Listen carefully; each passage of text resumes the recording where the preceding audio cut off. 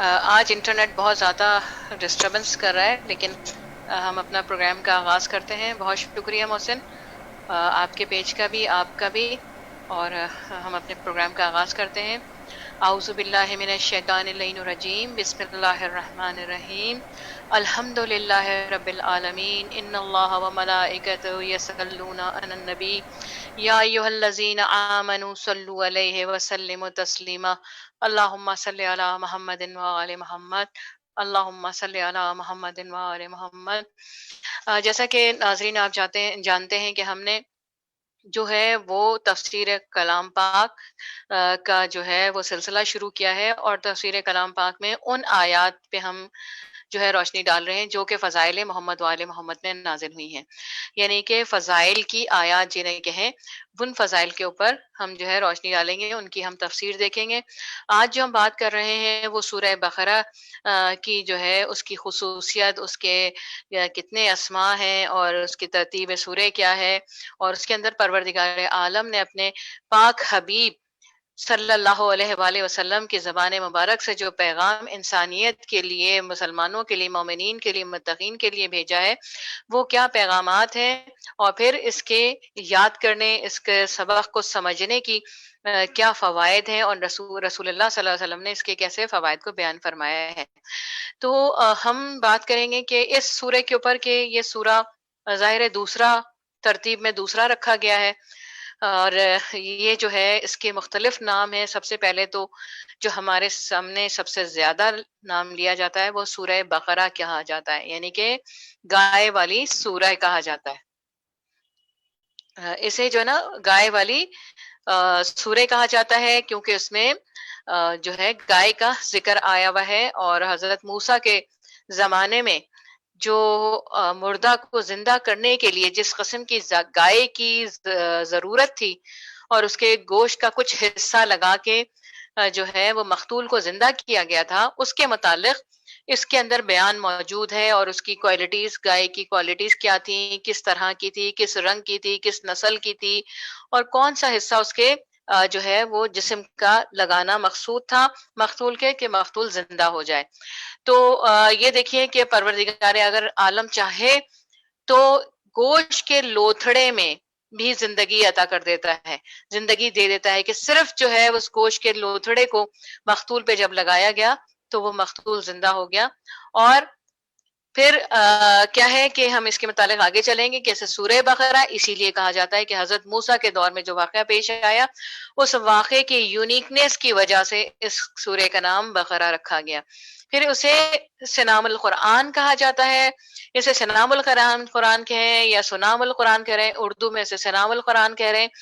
اس سورہ کا نام سنام القرآن بھی ہے، اور اسے سنام القرآن اس لیے کہتے ہیں کہ سنام سے مراد بلندی ہے، اور یہ سورہ بھی رفیع اور بلند ہے، جیسا کہ نبی اکرم صلی اللہ علیہ وآلہ وسلم کے صحابی سہل بن سعد رضی اللہ تعالیٰ نے بیان فرمایا کہ نبی اکرم صلی اللہ علیہ وآلہ وسلم نے ارشاد فرمایا کہ ہر چیز کی رفعت اور بلندی ہے، ہر چیز کی رفعت اور بلندی ہے، اور قرآن مجید کی بلندی سورہ بقرہ ہے۔ یہ میں نے آپ کو جو ہے وہ تفسیر در منصور سے ریفرنس کیا ہے، اور یہ جلال الدین سیوطی صاحب کی لکھی ہوئی ہے، تو اس سے ہی میں نے کوٹ کیا ہے یہاں پہ۔ اور پھر اس کے بعد سے فستات القرآن، فستات القرآن نام دیا ہے اس سورہ کا۔ فستات کے معنی ہوتا ہے خیمہ، خیمہ، اور خیمہ یعنی کہ کسی بھی چیز کو جامع کر دیا جائے تو اسے کیا کہتے ہیں، خیمے کے اندر تمام چیزوں کو جمع کر دیا جائے، یعنی کہ بہت ساری چیزوں کو تھوڑا تھوڑا کر کے ایک جگہ جمع کر دیا جائے، ایک خیمے میں جمع کر دیا جائے، تو اسے فستات کہا جاتا ہے۔ یعنی یہ فستات القرآن ہے کہ تھوڑی تھوڑی تمام چیزیں، تمام احکام اس کے اندر جمع ہیں، اس لیے اسے خیمے والی جو ہے وہ سورہ بھی کہا جاتا ہے۔ اور یہ عظیم سورہ ایسے احکام کا جامع ہے جو احکام دوسری سورتوں میں نہیں آتا ہے، یعنی کہ اس کے اندر تقریباً تمام کے تمام احکام الہی اس کے اندر جمع کر دیے گئے ہیں، جیسا کہ نبی اکرم صلی اللہ علیہ وآلہ وسلم نے ارشاد فرمایا، السورۃ التی یذکر فیہا سورۃ البقرۃ فستات القرآن، کہ جو ہے وہ سورہ بقرہ جو ہے کیا ہے کہ تمام جو ہے ذکروں کا ایک منبع ہے، ایک ذکروں کا ایک جگہ جمع کیا گیا ہے. تو بس اس کے بعد سے اس کا نام دوسرا ایک اور یعنی کہ چوتھا نام میں آپ لوگوں کو بتا رہی ہوں. پہلا نام میں نے بتایا بقرہ، پھر دوسرا سنام القرآن، تیسرا فستات القرآن، چوتھا سید القرآن. تو سید القرآن حضرت رسول اللہ صلی اللہ علیہ وسلم نے فرمایا کہ سورہ بقرہ سید القرآن ہے، جیسا کہ آپ صلی اللہ علیہ وسلم نے فرمایا کہ قرآن سید القرآن کلام ہے، اور اس کا بھی جو سید ہے یعنی کہ اس کے اندر جو تمام سوروں کا سید ہے وہ سورہ بقرہ ہے، اسے سید القرآن کہا جاتا، سورہ سید القرآن سورہ بقرہ کو کہا گیا. یعنی کہ اس تمام آیات جو ہیں تمام سوروں کے جو سید ہے اسے جو ہے سورہ بقرہ ہے اور اسے سید القرآن کہا گیا ہے. پھر اس کے بعد سے ہم دیکھتے ہیں اس کا نام جو ہم بہت زیادہ سنتے ہیں وہ ہے سورہ الف لام میم. سورہ الف لام میم، ظاہر ہے اس کی ابتدا، اس سورہ کی ابتدا ہی کہ کیوں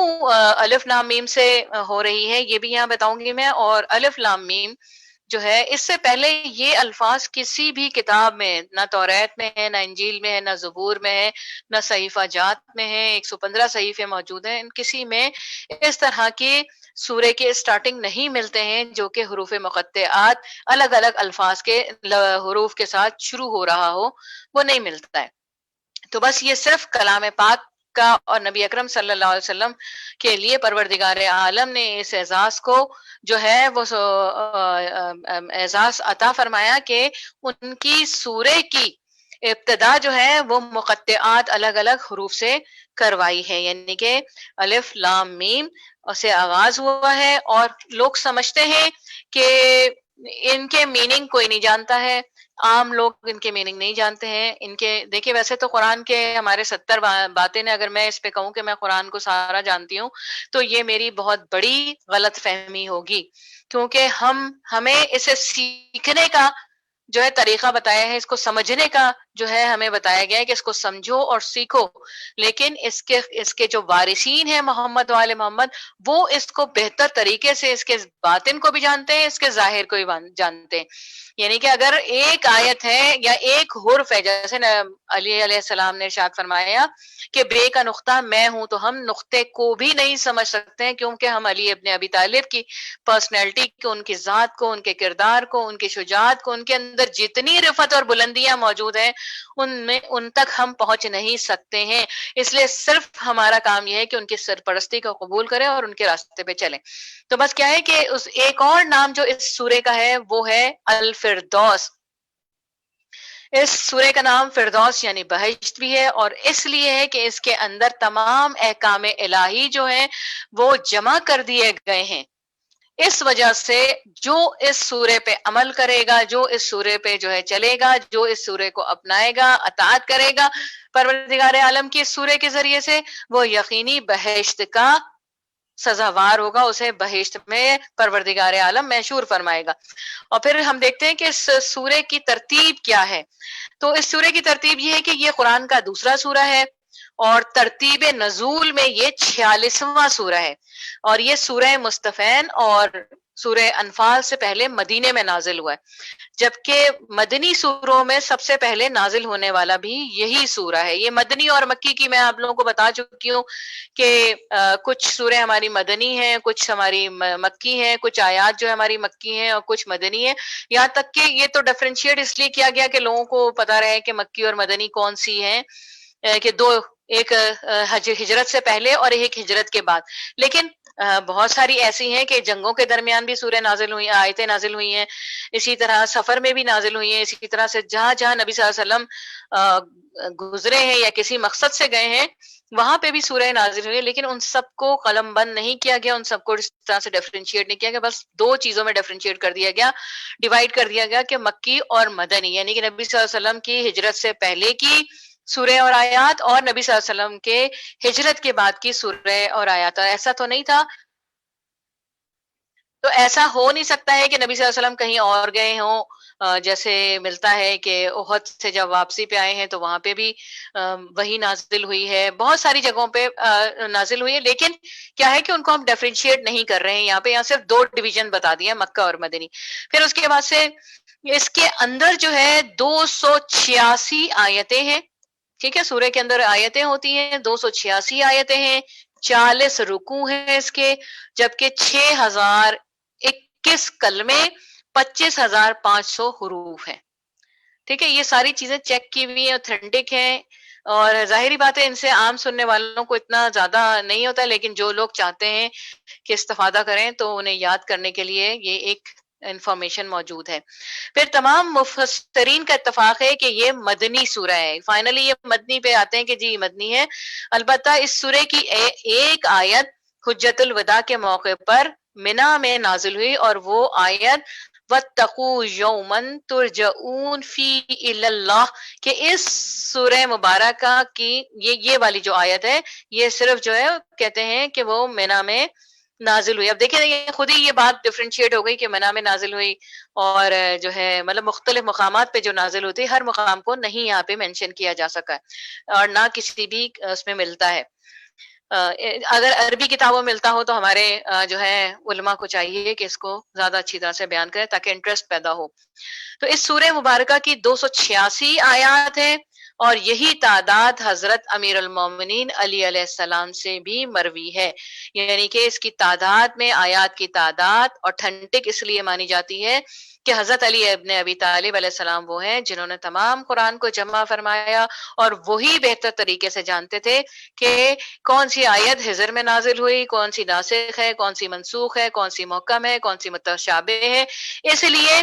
कि इस वजह से ये इसकी तादाद पे हमें कोई शक नहीं है, कोई हमें दो कलाम नहीं है, क्योंकि हजरत अली अलैहिस्सलाम से ये मरवी है। फिर बात होती है कि इसके अंदर पैगाम क्या आया है, क्योंकि पैगाम ये जामे तरीन है, फुस्तातुल कुरान है, तो इसके अंदर तमाम जामे सारे पैगाम परवरदिगार आलम ने इसमें जमा कर दिए हैं, और नबी सल्लल्लाहु अलैहि वसल्लम ने हमें हिदायत दी इसकी। तो इस सूरे में हमने ये जो लिया है, ये कुरानुल हकीम फरमान अली साहब का जो है वो वहां से लिया हुआ है, और ये लिखते हैं वो मौलाना फरमान अली साहब कि अल्लाह ताला को कादिर मुतलक समझना, क्योंकि इस सूरे में उसने अपनी कुदरत कामला के इजहार के गर्ज से एक अजीम निशान वाक़े गाय का जो हजरत मूसा के जमाने में हुआ था बयान फरमाया, और इसकी वजह से इसका नाम सूरह बकरा रखा।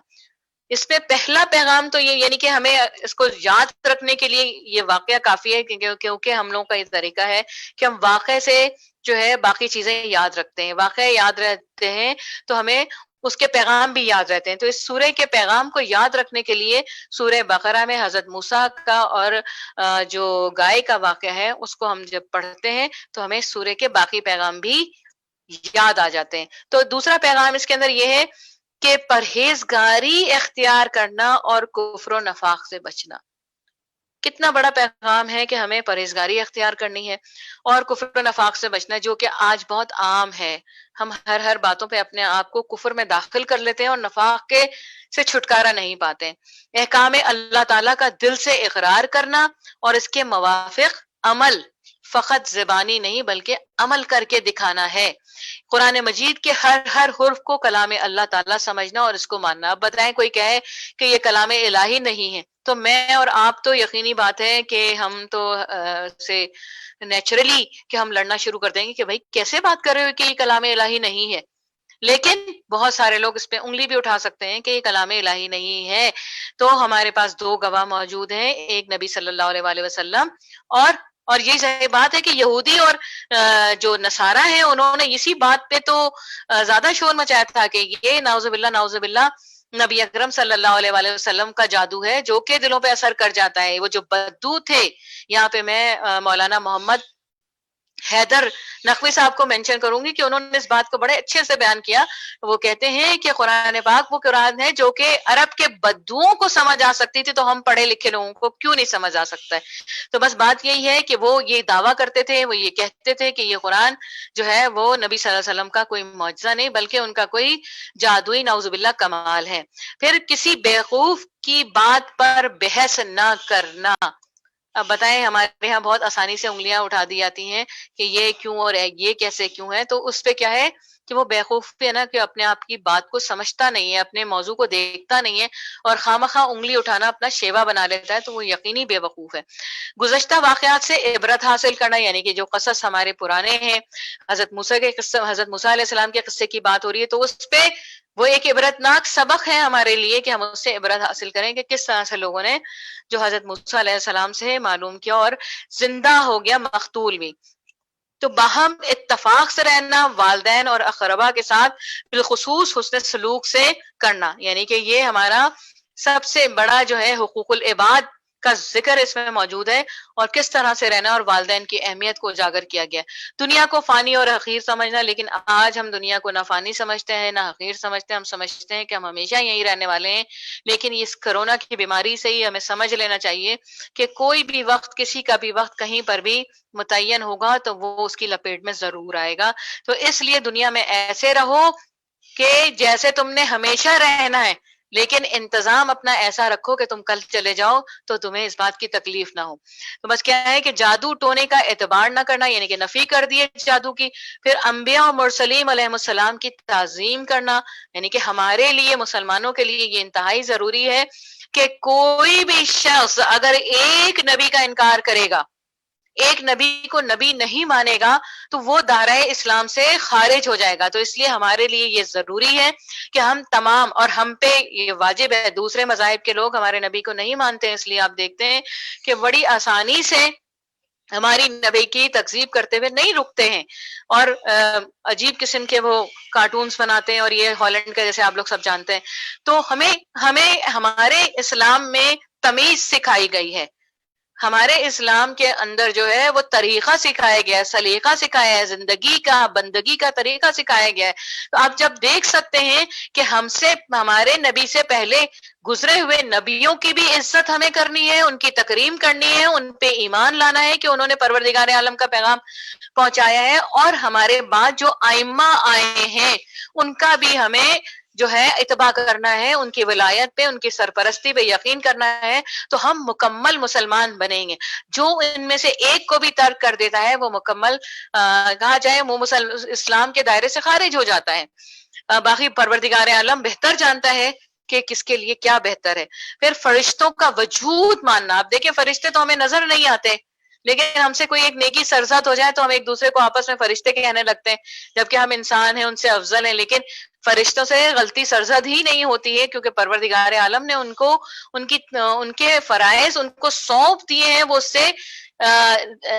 جو ہے وہ اپنی مرضی سے کچھ کر نہیں سکتے۔ اگر رکوع میں ہے تو رکوع میں ہی رہیں گے، وہ سجود میں ہے تو سجود میں ہی رہیں گے، لیکن ہمارا یہ ماننا ہے کہ پروردگار عالم کی ایک مخلوق فرشتے اور ملائکہ موجود ہیں، ان پہ یقین کرنا، یقین رکھنا، یعنی کہ فرشتے نظر نہیں آتے، غیب ہیں، ہمیں دکھ نہیں سکتے، لیکن ہمیں یقین کرنا ضروری ہے، کیونکہ اسلام کے دائرے میں پروردگار عالم کی جن مخلوقات کو پروردگار عالم نے افضل قرار دیا ہے، جن کی اہمیت کو بتایا ہے، اور وہ وہی لانے والے ہیں اور پروٹوکول ہے نبیوں کا، تو ظاہری بات ہے پروردگار ایسا کیسے ہو سکتا ہے کہ ان ملائکہ کے اوپر یقین کی بات نہ کرتا ہے، ان پہ یقین کرنا۔ اور وہ ملائکہ، وہ تمام ملائکہ جو کہ نبی صلی اللہ علیہ وآلہ وسلم پہ درود و سلام بھیج رہے ہیں، ان کے آل پہ درود و سلام بھیج رہے ہیں، تو جو نبی صلی اللہ علیہ وسلم اور ان کی آل سے متمسک رہتا ہے، پروردگار اس کے ذکر کو ہمیشہ بلند رکھتا ہے، تو فرشتے بھی وہی کام انجام دے رہے ہیں جو کہ پروردگار عالم خود انجام دے رہا ہے۔ کیا ہے؟ بسم اللہ الرحمن الرحیم، ان اللہ ملائکۃ یصلون علی النبی، کہ پروردگار عالم جو ہے وہ اپنے نبی پر جو ہے صلوات بھیج رہا ہے، اور اس کے ملائکہ بھی بھیج رہے ہیں۔ تو اتنا اہم ترین کام ہے کہ جو صلوات بھیجے جاتے ہیں وہ قابل ذکر ہو جاتے ہیں۔ جن حسن و قبیح کا جو ہے عقلی ہونا، یعنی کہ خوبی اور نقص کو عقل پر پرکھنا کہ کیا خوبی ہے اور کیا نقص ہے، کیا کمی جس کو کہہ لیں، آپ نقص چھوڑیں، کمی کہہ لیں۔ اگر مجھ میں اردو مجھے بہت اچھی آتی ہے تو شاید مجھے انگلش اچھی نہیں آتی، مجھے عربی بہت اچھی نہیں آتی ہے تو ہو سکتا ہے، کیونکہ انسان مکمل ذات نہیں ہے، کامل نہیں ہے، اور ہم سیکھنے والے ہیں، ہم سکھانے والے نہیں، ہم سیکھنے والے ہیں، ہمارے ہمیشہ تعلیم جاری رہے گی یہاں تک کہ ہم قبر کی گہرائیوں میں بھی پہنچ جائیں گے، تب ہمارا موقوف ہوگا سیکھنا، کیونکہ ہمارے جسم میں سکتیں نہیں رہیں گی، طاقتیں نہیں رہیں گی، اس وجہ سے تب ہمارا سیکھنا موقوف ہو جائے گا۔ لیکن جب تک زندہ ہیں، چل پھر رہے ہیں، رزق لے رہے ہیں، تو کیا ہے، ہمیں سیکھنا ہم پہ واجب ہے، ہمیں سیکھنا چاہیے، اور تو ہم میں نقص بھی اسی طرح سے موجود ہے۔ ظاہر ہے اگر ایک پروننسیشن میرے پاس ہے تو ہو سکتا ہے نیکسٹ ٹائم پہ میری زبان کی لڑکھڑاہٹ ایسی ہو کہ میں اس کو صحیح طرح سے ادا ہی نہ کر پاؤں۔ ایک جملہ میں شاید اس وقت بہت اچھا بول رہی ہوں تو لیکن اگلا لمحہ میرے اوپر کون سی ایسی کیفیت آتی ہے کہ وہ جو ہے جملہ مجھ سے صحیح ادا نہ ہو پائے، یا کوئی ایسا کام جو بہت بڑا کام ہے، غلطی کی گنجائش کو سمجھ لینا نقائص کو سمجھنا کہلائے گا، یعنی کہ نقص جو ہے اس کو آپ سمجھ سکیں، اس سے درگزر کریں۔ انبیاء اور ان کے، کیونکہ ہمارے ہاں بڑی عجیب بات ہے کہ اگر ذرا سی غلطی جاتی ہے نا کسی کی بھی، تو یہ نہیں دیکھتے ہیں کہ کیا سسٹم تھا، کیا وہ تھا، کیونکہ اس پہ میں ہمیشہ یہ واقعہ سناتی ہوں کہ حضرت بلال حبشی جنہیں عربی بہت اچھی نہیں آتی تھی، اس کے باوجود ان کی زبان میں لکنت تھی، لیکن انہوں نے فریضہ تبلیغ کو ادا کیا، اور لوگوں نے شکایت کی ہے کہ یا علی دیکھیں یہ کیسے آیات کی تلاوت صحیح نہیں کر رہے ہیں، تو مولا نے ارشاد فرمایا تم اس کی زبان کو دیکھتے ہو، اس کے دل کو دیکھو، تو اس کا مطلب پروردگار عالم نیتوں کو دیکھتا ہے، اور لوگ جو ہے ہم سب کیا ہے لوگوں کی برائیوں کو تلاش کرتے ہیں، اور اس کے اس زخم کو تلاش کرتے ہیں جس پہ بار بار جو ہے وہ مکھی آ کے بیٹھتی ہے اور اسے اور تکلیف دیتی ہے، تو ہمیں زخم کو بھرنا چاہیے۔ تو پھر ہم آگے چلتے ہیں، بس اب نماز کا ٹائم نزدیک ہے، میں تمام کروں گی، اور انشاءاللہ اگلے پروگرام میں ہم اس کو تھوڑا آگے لے کے چلیں گے، اور بہت خوبصورت اور جو فضائل کی آیات ہیں وہ یقینی طور پہ ہمیں محبت محمد و آل محمد اور ولایت میں اس قدر ہمارے درجے کو بلند کر دے گا کہ ہم سب جو ہیں شاید مولا کے سامنے کھڑے ہونے کے قابل ہو سکیں۔ تو اس میں جو ہے فرما رہے ہیں پروردگار عالم کہ انبیاء اور ان کے جانشینوں کا اللہ تعالیٰ کی طرف سے مقرر ہونا، اور ان کا اللہ تعالیٰ کی طرف سے تعلیم یافتہ ہونا، یعنی کہ نبی ہمیشہ سے نبی ہوتا ہے، چاہے وہ مریم کی گود میں آئے اور کلمہ پڑھے، یا نبی صلی اللہ علیہ وآلہ وسلم وہ کیا ہے کہ 40 سال کی عمر کے محتاج نہیں ہوتے ہیں، وہ ہمیشہ سے نبی ہوتے ہیں، اور یہ اس بات کی گواہی ہے کہ نبی صلی اللہ علیہ وسلم جہاں سے گزرتے تھے، یہاں تک کہ ان کے والد ٹھیک ہے حضرت عبداللہ اور ان کے دادا حضرت عبد المطلب اور ان کے دادا حضرت ہاشم جہاں جہاں سے گزرتے تھے باوجہ نور نبی اکرم اور حضرت علی علیہ السلام ان کے ماتھوں میں چمکتے تھے، تو تمام مخلوقات چرند پرند جو ہے نباتات درخت وغیرہ تمام جو ہے وہ سلام کرتے تھے کہ السلام علیکہ یا نبی اللہ، السلام علیکہ سوری یہاں کیا کہوں گی کہ السلام علیکہ یا رسول اللہ صلی اللہ علیہ وآلہ وسلم، یہ ادا کرتے تھے، سجدے میں جھک جاتے تھے۔ تو اب اندازہ لگائیے کہ جن کے نوروں کی ابھی دنیا میں آئے نہیں ہیں، جن کے نور ابھی اپنے والد کے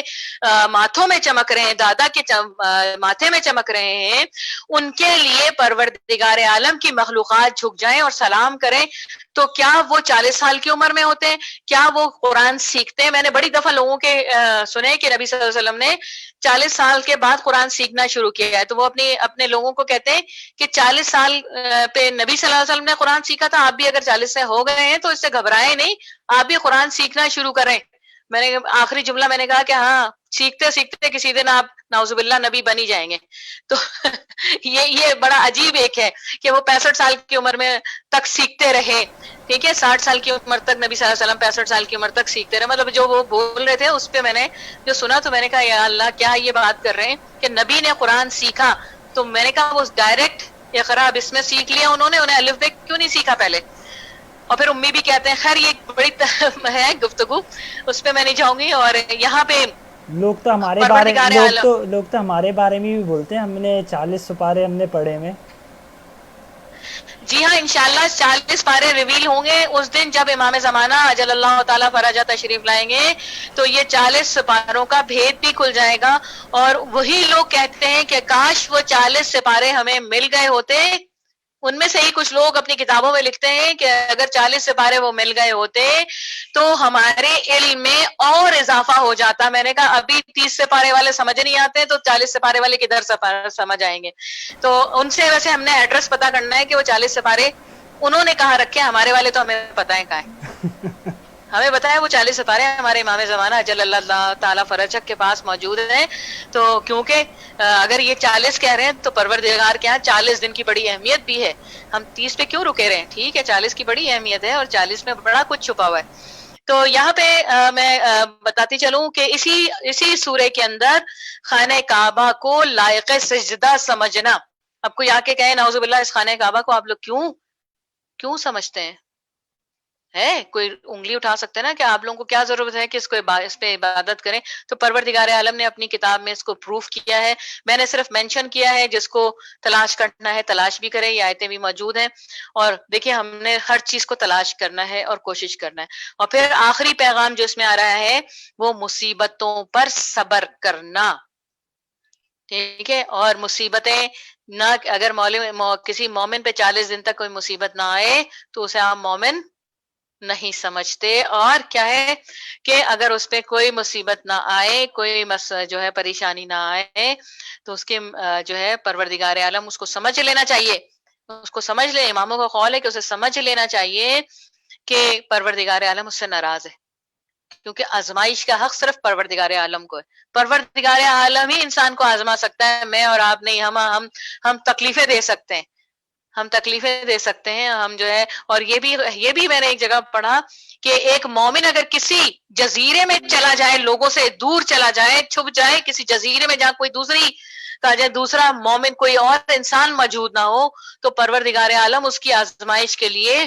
ایک بندے کو وہاں پہنچا دیتا ہے جو اس مومن کی آزمائش کا باعث بن جاتا ہے. تو ہم سب بھی ایک دوسرے کی آزمائش کا باعث ہیں. کوشش کریں کہ وہ بنے جن کی آزمائش لی جاتی ہے, وہ نہ بنے جن سے آزمائش لی جا رہی ہے, جو آزمائش کے لیے مقرر کیے جا رہے ہیں کہ تم اس مومن کا جو ہے وہ اس کا حساب کتاب کرو. تو بس اس کے ساتھ ہی میں پروردگار عالم کی بارگاہ بس ایک چیز اور بتاتی چلوں, اس کی امپورٹنس کی, اس کی خصوصیات کیا تھی کہ جب جو ہے یہ رسول اللہ صلی اللہ علیہ وسلم نے بھیجا ہے لوگوں کو کہ کون جو ہے مدینے سے جائے گا اور جا کے تبلیغ کرے گا اسلام کی, تو بہت سارے اپنے اصحاب کو بلایا اور ان سے پوچھا کہ تمہیں کون کون سی سورہ یاد ہے. تو اصحاب نے بتایا مجھے فلاں فلاں فلاں, لیکن ایک نوجوان نے کہا کہ مجھے سورہ بقرہ یاد ہے. تو نبی صلی اللہ علیہ وسلم نے کہا کہ تم جاؤ جا کے تبلیغ اسلام کرو, کیونکہ یہ سورہ مکمل سورہ, اس میں ہر احکام ہے, ہر حکم موجود ہے, اور اس کی تبلیغ کرو. اسے بھیجا نبی صلی اللہ علیہ وسلم نے. تو بس میں اس کے ساتھ ہی پروردگار عالم کی بارگاہ میں دعا کرتی ہوں کہ پروردگار عالم ہماری اس کوشش کو اپنی بارگاہ میں قبول فرمائے. اور اس وقت ہمارے اور بھائیوں کے اذان کا بھی وقت ہو گیا ہے اور یہ دعا کا بھی وقت ہے. تو میں اپنے پروردگار عالم کی بارگاہ میں دعا کرتی ہوں کہ یہ جو ہم نے نیک کام کیا ہے, قرآن کی تعلیم کو عام کرنے کی بات کی ہے, تفسیر کی بات کی ہے, پروردگار اس کو اپنی بارگاہ میں بحق محمد والے محمد قبول فرما. اور اس کا جو اجر ہے, اس کا جو ثواب ہے, جو لوگ سننے ان سب کو, اور جو حضرت آدم سے لے کے آج تک پیوندے زمین ہوئے ان سب کو بخش دیا. اور پروردگار عالم ہمارے گناہان کبیرہ و صغیرہ کو بخش دے. پروردگار میرے مولا و آقا امام زمانہ کو صحت سلامتی طول عمر عطا فرما. پروردگار جلد از جلد اپنے اذن سے مولا کے واسطے سے ان کی حکومت کو قائم فرما دے. پروردگار ہم مولا کے مشتاق ہیں, مولا کی معرفت ہمارے گزرے ہوئوں کو اور ہمارے آنے والوں کو, اور ہمیں مولا کی معرفت, غلامی اور کنیزی جلد از جلد عطا فرما دے تاکہ مرتے ہوئے ہم جاہلیت کی موت نہ مریں. پروردگار عالم جو لوگ جہاں جہاں اپنے رزق و روزگار کی وجہ سے پریشان ہیں, پروردگار ان سب کو امام جعفر صادق علیہ السلام کے واسطے بہترین رزق اور روزگار عطا فرما دے. پروردگار عالم جن گھروں میں حضرت علی اصغر اور بی بی سکینہ کے چاہنے والے عزادار موجود نہیں, ان آنگنوں کو ان پھولوں سے بھر دے جو عزادار حضرت علی اصغر اور بی بی سکینہ سلام اللہ علیہ ہوں. پروردگار عالم اس کرونا کی بیماریوں کو, کیونکہ محرم نزدیک ہے اور ہم سب اپنے مولا کے معاملے میں بہت جذباتی ہیں, دور رہ نہیں سکتے، علم کو چھوئے بغیر نہیں رہ سکتے، تابوت کو بوسہ دیے بغیر نہیں رہ سکتے، مجلسوں میں جائے بغیر ہم یہ زندگی گزارنا ہی ایک المناک زندگی لگتی ہے، ایک تکلیف دہ زندگی لگتی ہے۔ پروردگار اس کرونا کی بیماری کو بحق امام زین العابدین علیہ السلام جن جن لوگوں کو ہوئی ہے ان سب کو صحت کاملہ اور عاجلہ عطا فرما دے، اور اس کو اس محرم میں بالکل ختم فرما دے، تاکہ عزاداری امام حسین جو محدود ہو رہی ہے، گھروں تک محدود کی ہو رہی ہیں، ان کو پروردگار اسی طرح سے زور و شور سے، کیونکہ ہم پڑھنے والے بھی اس کی وجہ سے پریشان ہیں کہ پڑھنے جائیں یا نہ جائیں، پروردگار ہماری نوکریوں کو اپنی بارگاہ میں امام زمانہ اجل اللہ تعالیٰ فرجہ کی بارگاہ میں قبول فرما پروردگار، ہماری نوکریوں کو بھی، ہمارے اس ذاکری کو بھی، ہمارے اس خطابت کو بھی پروردگار، اور کوئی ایک ایسا ہو جس پہ عمل کرے تاکہ ہماری بھی آخرت میں اس کے واسطے سے، اس کے وسیلے سے شفاعت ہو سکے، اور ہم سب کو کتاب خدا اور محمد وآل محمد کے رستے پہ چلنے کی توفیق و سعادت عطا فرمائے۔ الا لعنت اللہ قوم الظالمین انک انت السمیع اللہم صلی اللہ۔ ہم بہت بہت شکریہ۔ شکر گزار ہیں سید رباب کاظمی کے۔ انشاءاللہ تعالی ہماری کل ملاقات ہوگی۔ اللہ حافظ۔